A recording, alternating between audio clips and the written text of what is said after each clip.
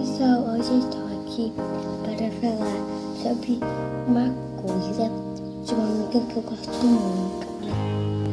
Eu já fiz uma declaração para ela. Por favor, vamos lá, tá escrito que é Maria. Então eu vou explicar o que ela é igual a mim. Uma pessoa, ela é tipo minha irmã. A gente se conheceu desde os 3 anos. A gente era vizinhas.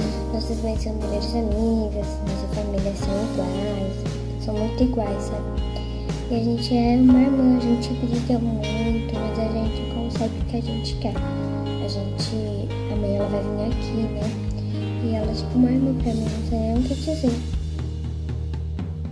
Sem ela não seria nada, porque ela é sempre minha melhor amiga. Sempre tá comigo nos momentos que eu tô triste. Ela sempre fica comigo, ela sempre tá me ajudando, ela sempre tá fazendo tudo comigo.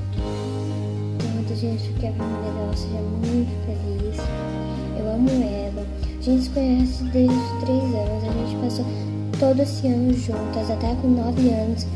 E até velhinha a gente fica assim. A gente briga, a gente faz qualquer coisa assim.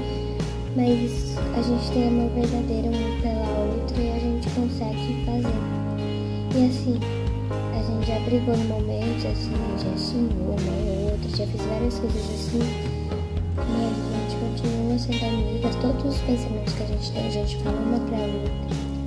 E ela é a minha amiga favorita, nunca vai trocar.